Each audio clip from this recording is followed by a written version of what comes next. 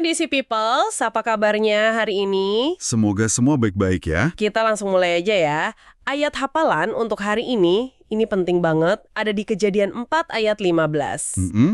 Firman Tuhan kepadanya, sekali-kali tidak.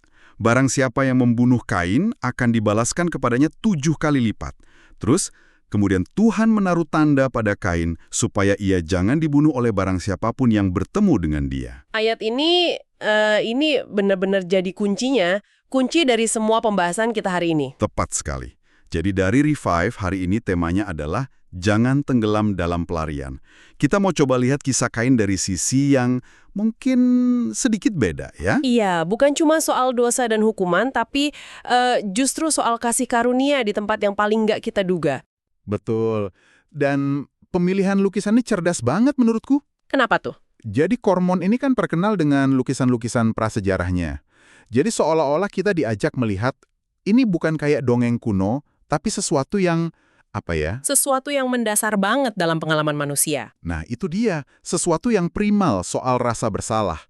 Di lukisan itu kan Kain dan keluarganya terseret lari, ekspresinya penuh derita di tengah gurun. Iya, kelihatan banget rasa bersalah dan ketakutannya itu.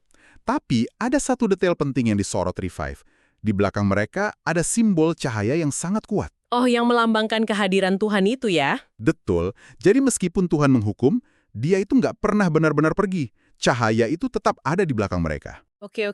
Dari visual yang kuat ini kita masuk ke dialognya kan? Antara Kain dan Tuhan.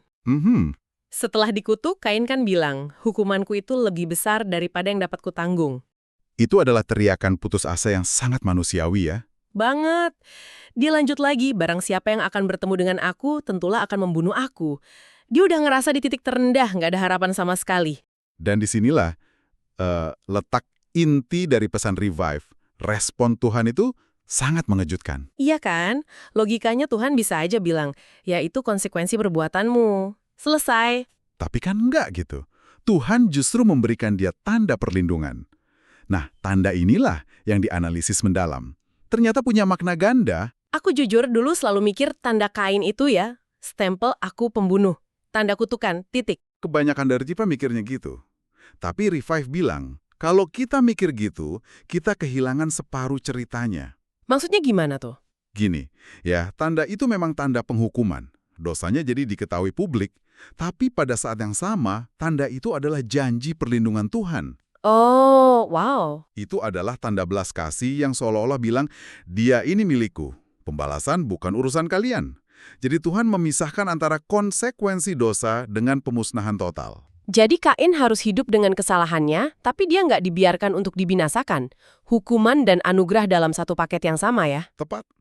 Dan dari sinilah Revive ngajak kita buat refleksi pribadi tentang konsep tanah not. Tanah not, artinya mengembara kan? Betul. Kita semua mungkin pernah atau bahkan sedang berada di tanah not versi kita sendiri. Rasanya hampa. Iya. Dan pesan utamanya adalah bahkan di tempat pengembaraan itu tanda kasih Tuhan itu tetap tersedia. Sama seperti untuk Kain.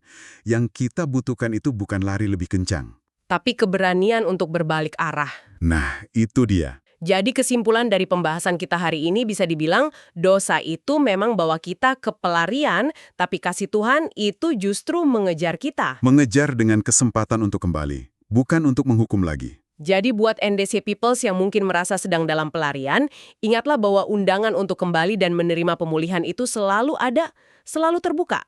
Dan ini juga ninggalin satu pemikiran ya. Kalau sesuatu yang kita kira cuma hukuman, ternyata bisa jadi tanda kasih karunia, mungkin ada banyak hal lain di hidup kita yang kita salah artikan. Bisa jadi.